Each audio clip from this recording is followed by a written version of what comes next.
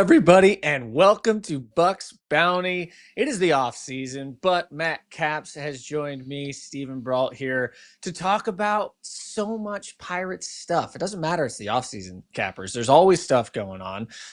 Trying to build a team, trying to figure out what we need to do for next year to make this team as successful as quickly as possible. This year, a disappointing year. So now it comes down to how do the Pirates get to the point they want to be as quickly as they can do it. Our producer, Nick Belsky, on the side with us as well. Caps, happy off season. How you doing, man? I'm doing pretty good, buddy. There's no off season in this household. It's just the way it is. I was on the ball field till about 1 o'clock today. Kids are out of school, fall break. One of these breaks that we didn't have when we were young pups. But so we had a camp. So we've been doing a camp all week, 9-1 at Hembry Park here in Roswell, Georgia. Been out there. That is pretty awesome. I did a few of those camps as a kid. I didn't do many as like a younger kid. I waited until like high school time. In the summers, I did a few camps at a few different colleges. And what's really cool is being around so many people in baseball, like especially kids who are into baseball your age. There's so many people you get to meet, so many new friendships. Like quickly, just tell us, like, when you do events like that, do you really see a difference in the interaction of those kids and getting to know like-minded kids who enjoy the game of baseball as well? No, absolutely. I mean, there's a lot of times when school's out like this, there are a handful of kids that are out there because mom and dad see 4 hours that they can get out of the house and burn some energy. But for the most part, we're pretty fortunate. Living where I live on the north side of Atlanta, this is kind of the baseball mecca for youth baseball. Um, so there's a lot of kids that are good players and players that are in our program and neighboring programs that are competitive. I took my son, my eighth grader, out there with me and made him work today. This camp this week is young kids, 7. I think 7 is our youngest and 10's our oldest. So it's a younger kids camp. There's a lot of basics. Just, this is how we throw. Step towards your target and get the ball out of your glove and, things like that. Get underneath the baseball. Made it fun. Probably the most fun part about today was we did football routes with a tennis ball and tried to get the kids to work on getting behind the tennis ball and getting kind of their feet set underneath it. We told them, said, look, if you don't catch this ball, it should hit you right in the nose. We don't want it to hit you in the nose, but that's where your body should be. So that's why we were working with tennis balls a lot on fly balls and then, softballs on ground balls and things like that, hitting in the cage. And oddly enough, at that age, they enjoy the base running piece of it more than they do anything because they're constantly moving. That's not going to last. That won't last. Eventually, they're all going to hate it as much as everybody else does. But that's the beauty of youth playing baseball. I remember we used to do our conditioning, for after practice. We would run around the bases and you'd basically try to catch the guy in front of you. He'd start a base ahead of you or whatever. And it was just playing. You were just chasing each other around the bases. But in reality, you're getting great conditioning. It's fun. I mean, it's so cool to hear. I love what you always do with the kids in those camps and everything that you do with youth baseball. I think it's incredible. But let's talk about adult baseball instead, shall we? This is, it was a tough season for the Pirates, but there were a few really bright spots. And I think the most obvious one that we've talked about a ton, we talked about throughout the season, and we will talk about more once we get to see Paul Skenes crowned the Cy Young Award winner for the National League this year. I mean, technically it could still be somebody else, but let's be honest, it's not going to be anybody else. But let's talk about that starting pitching this season. The Pirates were pretty fortunate in only having to use 10 starting pitchers this season. That's not bad. I actually looked it up. I was surprised the Cubs only had 8 guys start games this season. So there were teams that had less. I think when you think about a season, would you say 10 to 12 is a pretty normal standard average number for a big league team in a season? Yeah, I would say so. 10 on the smaller side, for sure. And you say unfortunate. Fortunate's a good word to use there. You got to have a lot of health and things have to go your way. Luck wise, guys staying healthy on the field, things like that. There's so many variables outside of just performance to get the opportunity to pitch every 5th day that have to go right to make that happen. Yeah, it's true. And so let's take a look at this. Obviously, Paul Skenes at the top of that rotation had an incredible year once again. That ERA, the best in baseball. His opposing OPS was right there at the top of baseball. He did a ton of amazing things once again. We know he's going to be your opening day starter come next year and hopefully for many seasons after that. But the difference between the start of the season and the end of the season, a few big changes here. Bailey Falter and Andrew Heaney both got Bailey Falter was traded away at the deadline. Andrew Heaney was DFA'd later in the season. Those two guys were really the big hitters in the starting pitching rotation that were at the beginning of the season that were not there at the end. While at the end of the season, you added in Braxton Ashcraft, Bubba Chandler, Johan Oviedo. Mike Burrows was interesting because he was kind of up and down, starting and relieving. But now you're left with really 6 heavy hitters, starting pitchers that the Pirates are going to be taking a look at into next year. And Skenes, Oviedo, Keller, Chandler, Burrows, and Ashcraft. I just kind of want to know in general what you thought, what really stood out to you from this starting pitching core this year. And I'll start. I'm just going to really simply say, I think that the starting rotation going into next year is terrifying for opposing offenses. Just so much power, so much right-handed power pitching coming at you with a lot of really good changeups, which I think is a horrible combination for left-handed and right-handed hitters alike. Right. What did you notice this year that you really liked?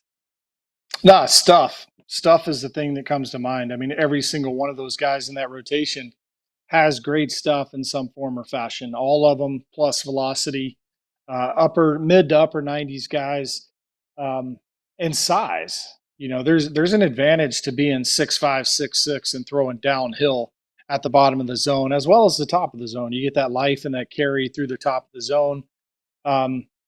That sometimes it can be beneficial to be on the shorter side, but if you've got that length and you've got that reach, you can carry the ball through the zone too, and you'll see it jump on hitters and kind of give that illusion of that sneakiness, if you will. Going down the list, Mitch Keller. Mitch Keller, the velo is not there like it has been in years past, but he still has a good fastball, even at 93 to 95. And I know we saw it higher than that at points in time in the season, but his pitchability at 93, 95 is different than other guys. It's about 3 years ago in spring training. I was sitting in the booth calling a game, and we were playing the Braves. And it really jumped out to me with Mitch Keller. Dansby Swanson, a good fastball hitter, was in a 2-0 count, and Mitch threw him a fastball right down the middle. And Dansby was a day late and a dollar short. Just couldn't pull the trigger and catch up to it. And it's like, man, that's different. There's something about that that's different at 96, 97 miles an hour. A guy in a 2-0 count in spring training, he's got to be sitting dead red fastball, and he can't catch up to it. And about 2 innings later, Pablo Sandoval, when he was still playing, one of the better fastball hitting hitters alive at the time, was in a 3-0 count and hitting from the left side at Lecom Stadium. And he gets a 3-1 count, and he gets a 3-1 fastball from Mitch Keller, and he almost kills his manager Brian Snicker in the third base dugout. And it's like he's so late on that, he just can't get around on it. And it hit me like, anytime I've seen Mitch really get in trouble, it's when he falls behind and gets into hitter-friendly counts because he's nibbling with off-speed stuff, and he falls behind, 2-0, 2-1, 3-0, 3-1, those type counts where he has to come into the big part of the strike zone. And especially when he has to do that, right, and he does it with his off-speed stuff, we see him get hurt. Caps, one of the things that can spark some debate between a lot of people, especially in the baseball world, and things that we debated about this season, for example, back and forth, the two of us, Michael McHenry, Neil Walker, everybody, is, do you like the way that the Pirates are easing these young pitchers into this rotation? With Ashcraft, we saw him in the bullpen a ton before he ended up getting into that starting rotation. And then in the rotation, he was better than he was as a reliever, and he was a good reliever. And then Bubba Chandler, same thing. He most of his outings to start were out of the bullpen, even though they were elongated outings. But then at the end of the season, he's starting. He ends the season incredibly strong as a starter. It kind of, it's a question of, do you want these guys facing big league competition, but maybe not in that starting spot to begin their young career? Do you like the way that these guys have been eased into it? Do you think it's something that could help them? Or is this just one of those things where you just want to get these guys to the big leagues however you can? And so at the time that meant being in the bullpen. Yeah, it's all of that. I mean, I think it all really is on need. To get to your actual question, do I like it?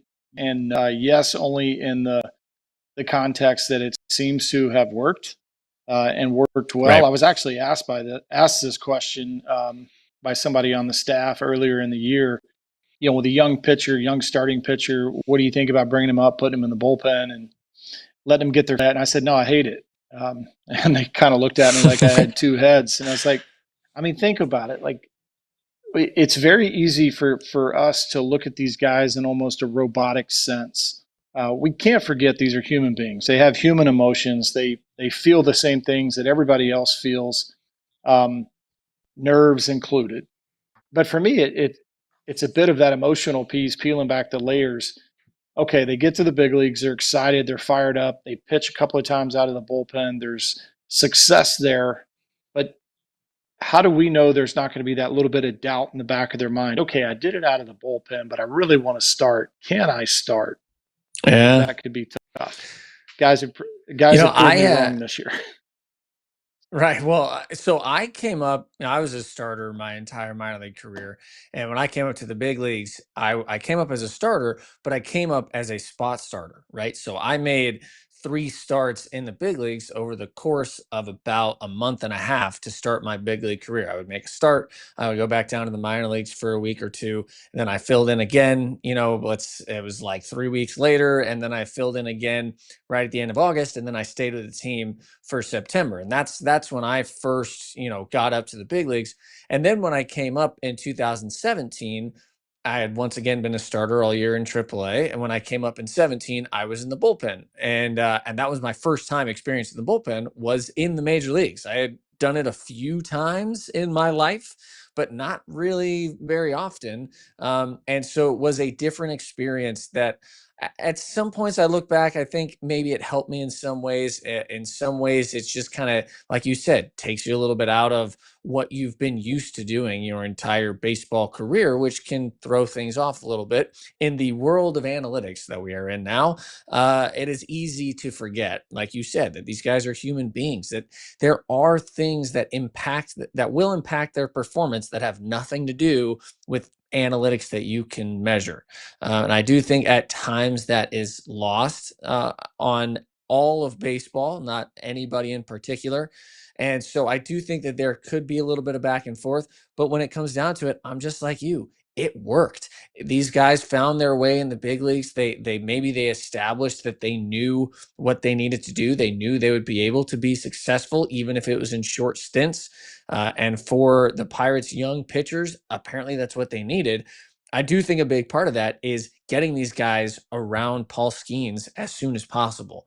And I think that that's a big part of why this is okay, because Skenes is in their ear going, it doesn't matter. It doesn't matter what you're doing, because he's a realist. He knows that if you come up to the big leagues and you're put in the bullpen and you do poorly, you're not going to just like get moved to the starting rotation. That's not going to happen. And so I think to have that experience around you is helpful as well. And I think that was part of what he did this year. It seemed like he led that pitching staff very well. Do you think that he is now the de facto leader of this starting pitching staff? You can take de facto out of there.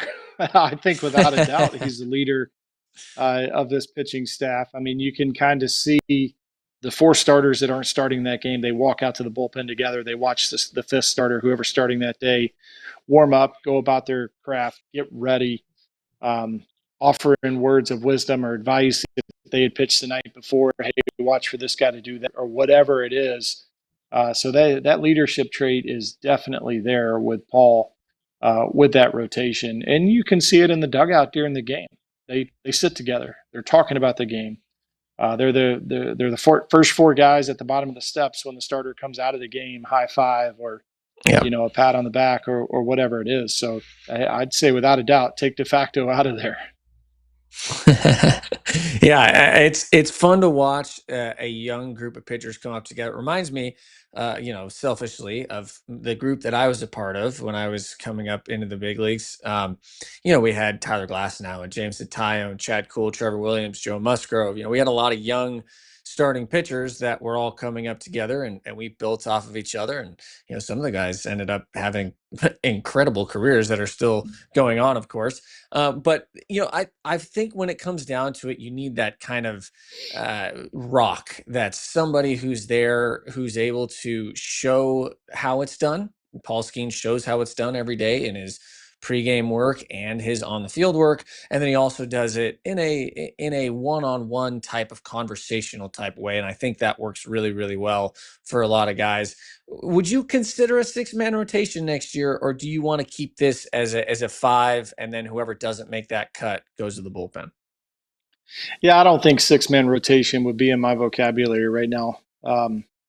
Yeah, I think whoever doesn't make it goes into that kind of, I would say long man role, but not really. I mean, with the stuff they have, Not they all could really. step right into leverage roles. You know, Carmen Mlodzinski comes to mind. I know Carmen wants to start.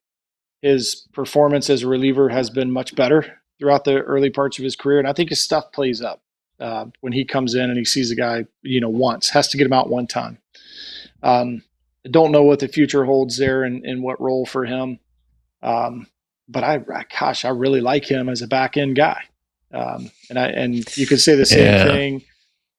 You could say the same thing about Braxton Ashcraft, what he did in the back end. We saw him in the 8th inning. We saw him in the 7th inning in leverage type situations. I mean, any of these guys could step in to the back end of the ball game and close doors. So I don't like 6-man rotation really because that means you're going to push it a day out before the opposing team sees Paul Skenes again or Bubba Chandler again. No one destroys a baseball like Eugenio Cruz. That is the hardest hit ball in known Major League history. Pitchers should consider themselves warned. And it is gone! There's a Cruz missile! Log in with your cable provider and stream the Pirates all season long on SNP 360. Let's use this time to transfer over to the bullpen now. We talked about the starters. Obviously, that's been the biggest story for the Pirates over this season, but let's go to the bullpen as well. We want to check out, we use 19 different relief pitchers in 2025. That's a pretty standard number in the big league. Some guys will go really heavy in relievers, like the Rays. They're always going to use a ton of relievers throughout a season. Some teams less so. But, you know, interesting, 4 guys ended up going for saves really in a significant way. That was Bednar, who was traded away at the deadline to the Yankees. Dennis Santana, who is just incredible. Colin Holderman, who had a tough season once again, and then Isaac Mattson, who was probably the best surprise story of the Pirates bullpen this season. You know, the stats for the bullpen, when you look out throughout the entire season, not terribly great. There were a lot of people mixed in there that didn't end up having good stints, short time in the bullpen. And so the numbers, I think, are more inflated than what the current Pirates bullpen would be showing. And I think they're a really solid bullpen that gives the starters a chance to not have to go as deep. Obviously, you're hoping the starters will be going deeper next year, but with Carmen Mlodzinski in that longer type role, Isaac Mattson really becoming the Pirates setup man, and Dennis Santana settling into the closer role, there's a few roles there that are kind of filled in a very good way. Now, always you want to add more in the bullpen depth, but I want to kind of hit on these guys a little bit. We already talked about Carmen Mlodzinski. I want to go to Isaac Mattson. Okay. Mattson, very interesting character for me because it seemed like at times it was finally not going to work anymore, right? It seemed like, all right, that fastball at 94 that he's throwing 80% of the time, it's eventually going to get hit. It's not going to keep working, and it just keeps working. And so at this point, Isaac Mattson has made himself pretty solidly in that setup man role. you are a guy who didn't really throw a four-seam fastball all that often, right? Were you more sinker slider, or were you a four-seam fastball slider guy? Early it was mostly four-seam. Four-seam slide, actually four-seam curveball my first year, and I really, developed the slider. Yeah, I mean, I was a starter too in the minor leagues, and I was a failed starter. The Andrew Chafin failed Weren't we starter all? T-shirt. Like you can't start anymore. Let's see if you can pitch out of the bullpen. And I love Mattson. I love your guys with the fastball. So good. And, and the thing is a lot of times us as coaches, and I really try not to do it, especially with young kids. You were talking about me, coaching here at home and doing a lot with the youth. It's simple. He gets ahead and he stays ahead. And when he does that, he's good. And it goes back to what I was saying with Mitch earlier in the conversation. When he gets into hitter friendly counts, it's not as easy to sneak that fastball by guys. Put your foot on the gas pedal and hammer it down. And that's what I want to say when Isaac Mattson was good, but he was good all year. There was an inning here or a batter there. But for the most part, it was an incredible year, and what a great story Isaac Mattson is to watch. What he was able to do. It's strike one, and then it's strike two, and then he's going to try and elevate and get you to chase, and then he might flip that breaking ball in there, but I shouldn't say in there. He's trying to flip it down there, down below the zone. But kind of the cardinal rule as a reliever and a back end reliever is get beat with your best stuff. And Isaac Mattson knows his fastball is his best stuff, and he's challenging guys with it. He's going after them. And so if you can command your fastball, Isaac Mattson is proof that you can pitch in the big leagues. Yeah, it's so much fun to watch because as an analyst or even just as a fan watching the game, you're just like, he's going to throw another fastball. He's just going to keep throwing them. And it doesn't matter because guys just, it's coming. You can't get to it. Guys can't get on top of it. They're always behind it. To have a special pitch like that, I think really sets him apart in a bullpen type role, because for one inning, he can basically just use that one pitch. And if he has to, like you said, you show the changeup, show the slider, he does, but he's still usually going to stick with that, his number one, which is the number one. And he does a very good job with it. I think he throws it up and in on righties well. I think he throws it down and away on lefties well when he needs to, and then can bring it up as, when he goes for the strikeout. I think that's the main thing you brought up that really stands out, is being able to locate that fastball in multiple spots. Makes it different pitches. It really does, because it changes the timing. It does. Which is all pitching is about. And behind him, of course, if he comes in and throws a scoreless eighth for you, now you got Dennis Santana, who ended up with 16 saves. It feels like he had a lot more than that, but still 16 is a good number when he didn't even get into the closing role until August 1st. Like you say there, once again, for the last 2 years, year and a half that the Pirates have had Dennis Santana, he's been their most consistent reliever. It seems like every time he goes out, it's a quick 1-2-3 inning. His pitches per at bat are extremely low. He looked really, really good once again this season. Next year, he's going to be arbitration eligible. I think he's going to be right over $3 million-ish. And definitely, for me, no question, worth the impact role he has at the end of that bullpen. I hope we get to see Dennis Santana here for a while myself. Yeah, I do too. I mean, what he's been able to do since he came over from the Yankees, kind of seeing how he's changed. He was primarily a two-seam guy when he was with the Yankees, struggled a little bit. Went to last year, he was pretty much exclusively four-seam slider. And this year we saw him kind of reintroduce that two-seamer, which helped him, to your point, with keeping that pitches per at bat down.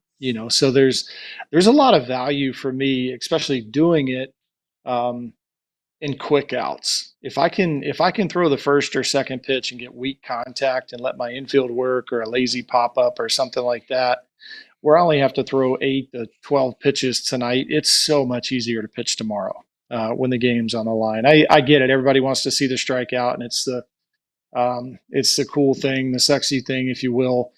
But like if I'm going to be out there, what did Dennis throw in this year? 70 games. 70 games. That's a lot of games. That's almost every other game. So if you're going to have a workload, I threw in 85 and 06. So threw in more than every other game. But if I'm coming in and I'm throwing an inning here and I'm only throwing 6 pitches, there's not a whole lot of stress on the body. So getting back up tomorrow, and if tomorrow I only throw 8, okay, all right, I can go 3 in a row because I've thrown, collectively 14 pitches in the last 2 days. I don't feel like that's been a ton of work. Sorry, my kids are running in and out of the house. But how dare they? Unbelievable. No, and I'm really gonna yell at my son because I saw my wife carrying the garbage out. There you go. So, the early outs and quick outs are a good thing, especially in call it a 3-run save where team's up by 3 and Dennis is coming in and throw that little slider down on the way to a righty, but try to keep it in the zone or just out of the zone where you can get a little ground ball to third off the end of the bat, or run that 2-seamer away from a lefty and see if you can get a ground ball to the second baseman, especially situations like that where you think, maybe that hitter's trying to get selfish. They're trying to ambush you and get a quick solo homer and they're looking first pitch fastball, run the 2-seamer and it just runs off the barrel and quick out. Okay. Thank you. So, hey, I'm with you. I think the leadership that Dennis brings, the guys seem to look up to him. They love him. They're always around him. I'd like to see him in this Pirates bullpen for a while. Yeah, it would be nice, especially the Pirates bullpen was 11th in baseball this year in innings per game, 3.75. But I think overall next year, with all the starters getting stretched out a little bit more, you'll probably have a little bit less innings needed to be covered by the bullpen, which leads to more high leverage situations. I believe less worrying about figuring out how to fill 5 innings and more, okay, our starter once again went 6 innings. So how are we going to 7, 8, 9 it today? And you can kind of change the way that your bullpen is made up a little bit if you know that your starters are consistently going to be going deeper into games than we had, for example, this year with a lot of guys coming off of injury and their innings limits being lower than what you'd like to see. So I'm curious how that's all going to happen.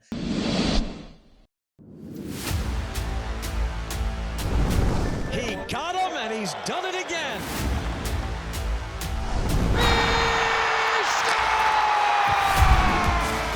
Welcome to Unobstructed Views. We're at BP. We're going to get an inside look. Once you start loving each other, you start fighting for each other. Welcome to Coach's Corner. And he'll admire it, and so will we. Is that too much to ask for? Oh, baby.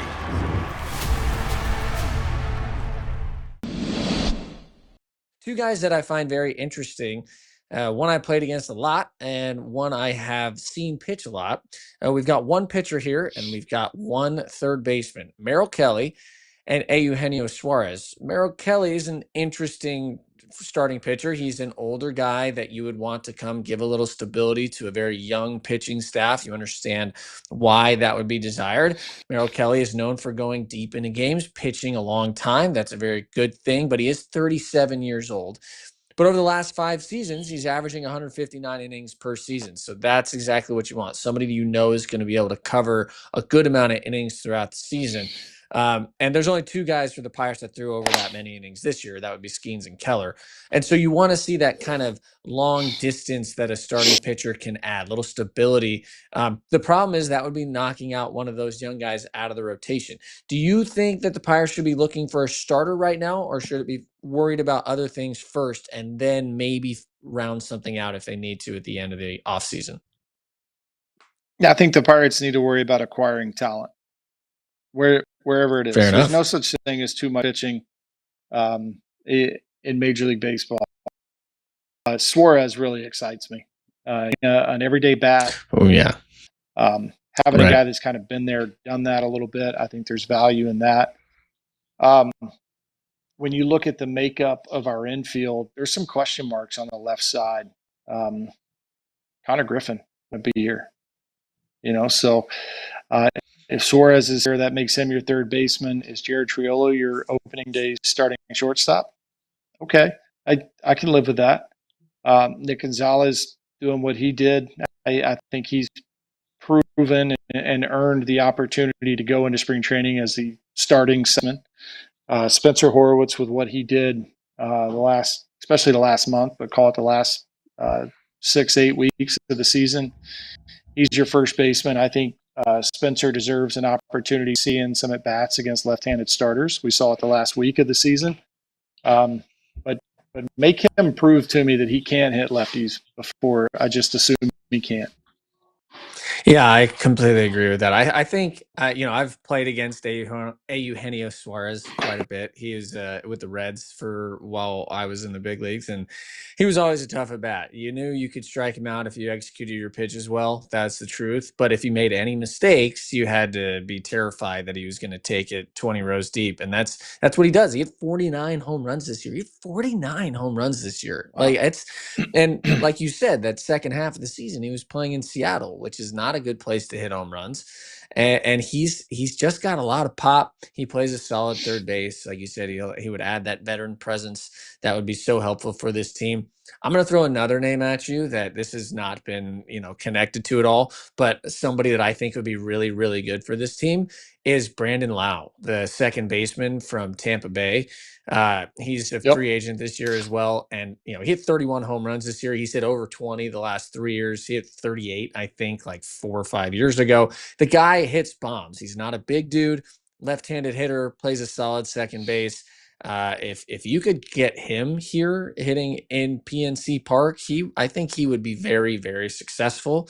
I would love that kind of move, but it's the same basic move. It's filling out this infield because Nick Gonzalez and Jared Triolo, as you brought up, can move around quite a bit. So hopefully, like you said, we'll get Connor Griffin earlier in the season, and then you'll be able to have one really, strong bat in somebody that you bring in from outside that can really fill out that infield.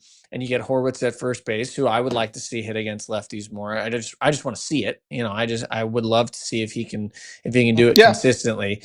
And just see what this team has. I do think that one addition in the infield or one addition in the outfield would be extremely helpful. Either way, just bringing in one big bat, one proven bat, I think would immediately change everything for this team. And I think you're probably on the same boat there, right? There's some holes in the outfield that need to be filled with some pop. That's what the Pirates are missing, is the home run ball. And if they can find that, that's great. Home run balls are expensive in free agency, but they're not as expensive in trades. So I would be curious to see what the Pirates could do in the trade market as well. Last thing we're going to do here on Bucks Bounty, we're going to talk about everybody else a little bit. We want to go beyond the Buccos, as we like to do here. Talk about the championship series being underway. We are recording this on Tuesday, October 14th. And so last night we got to watch Game 2 of the Mariners and Blue Jays series. We got to watch Game 1 of the Dodgers Brewers series. Both very good games. The Brewers have been incredible. They lost that first game to the Dodgers, almost came back, but Blake Snell was just unbelievable for the Dodgers. And then for the Mariners Blue Jays series, I love these two teams going against each other. And right now, the pitching from Seattle has won out over the offense of Toronto. But Cal Raleigh's, he's got to be your MVP playoff favorite right now, right? He's just been incredible. 2 home runs, an OPS over 1. It's been a lot of fun to watch already. Is Seattle the team to watch right now, Caps? To see Miller step up and pitch the way he pitched in Game 1, that might have won the series. It might have won the series for him. So, there's so much value in getting ahead in a 7-game series, 5-game series as well. All of them, really. Game 1, there's a ton of value jumping out ahead. And for Miller to step up like that, a big extra inning game where they used so many guys and kind of flipped their rotation upside down, that was huge. When we were out in Seattle, 4th of July, we were out there this year. The Pirates were playing Seattle. I was just blown away by those guys in the back end of their bullpen. The stuff they were throwing out there, it's like 3 or 4 guys that throw 100 with nasty sliders. you talk about you can't ever have too much starting pitching, but if your starters only have to go 5 innings and then they can turn it over and have 4 innings covered by dudes throwing 100, it certainly helps. And Seattle's got that, but I wouldn't count Toronto out. That offense is tough. They've been stymied the first 2 games of this series, but they get out to Seattle, and if the offense can click like it did against the Yankees in the divisional series, it could be interesting. Dodgers, this kind of reminds me of Tampa Bay Blake Snell. Even though he went 8 innings, it's like, do you take him out of the game? What was he at? 97 pitches, 98 pitches through 8, something like something that. Like it's that. I mean, I know the Dodgers bullpen has. I'm so bad with names right now, Steven. What's the guy they're using as their Roki closer? Sasaki. Sasaki. Young Japanese guy. Yep. He was lights out in the divisional series for him in the bullpen, but I don't know, Blake Snell throwing the way he was throwing. He faced the minimum. 1 hit, ended up picking the guy off, and he's faced 24 hitters through 8 innings. He's under 100 pitches. Sitting back out there, he goes to 110. Who cares? That's kind of what blew me away. I think of Dave Roberts as more of a traditional type manager, more of a baseball feel type guy. That's why I was so surprised to see him take out Blake Snell. I really thought he was going to say, you know what? I'm going to be the manager that doesn't take out my starting pitcher when he's just the best pitcher in the world today. And it almost bit him in the butt. It ended up not. They ended up getting through it, winning game 1. They play again tonight, Tuesday night, and so I'm excited to watch that game. But what do you think, quickly, before we head out here? I got a few questions for you about this postseason. The Phillies looked really bad. Their offense did not do well at all. Their pitching, their starting pitching was really good, but their bullpen fell apart a little bit. They lose both of their home games in Philly, and they're out. Is that a bigger surprise than what we saw the Blue Jays do to the Yankees, where they just absolutely tore apart the Yankees, especially starting pitchers, in that series? Which one of those was more surprising to you? The Blue Jays doing what they did, for sure. And the reason I say that is the Blue Jays sat for 5 days, and typically you see an offense, like you look across Major League Baseball after a 3 or 4 day All-Star break, like offenses are in a little bit of a lull coming out of the break typically. Yeah. Pitching is a touch ahead because hitting is so much about timing, and if you don't see it every day, you're a little late, you're a little off. So to see the Blue Jays come up and push the runs across that they pushed across really kind of blew my mind. Philly did surprise me, but hey, they just got beat. They ran across a better team. Yeah, I think that's what it comes down to. So before the postseason started, I said that it was going to be Dodgers Mariners in the World Series, and that the Dodgers were going to win. I still believe that to be the case. However, I will say this: I wanted to change my mind after I saw what the Blue Jays did to the Yankees. I was like, wow, maybe the Blue Jays are the team to beat. Yeah. But it turns out I was right the first time. Sticking with my guns here. I do think that the Blue Jays have a chance to come back in this series, of course, but losing the first 2 games at home is going to be really, really hard to get over. I'm curious to see how it's all going to play out, but this is what we do. We watch baseball and we talk about it, Caps. But hey, anything else that you want to get into history real quickly? There you go. What's history? What's history for you? The Brewers. Brewers haven't won. Seattle, Milwaukee. So either way, we're going to see a first-time world champion. I like that. In there. I like that. Let's go. I love that. Hopefully we'll get to see that happen in the World Series here coming up soon. All right. Well, Caps, thank you for joining us here on Bucks Bounty today. Matt Caps, Stephen Brault, our producer, Nick Belsky, along for the ride with us as well. It was so much fun. Watch us anytime at Sportsnet Pittsburgh on YouTube. Listen to us anywhere you get your podcast. Please like, subscribe, follow. Caps, myself, Michael McHenry, a bunch of other guys will be joining you throughout the entire offseason as we're going to keep this going, getting you ready for next year as you watch the Penguins 2-1 start the season. Hopefully we can keep that going. But we really appreciate it. Thank you for joining us here on Bucks Bounty, and we will see you next week.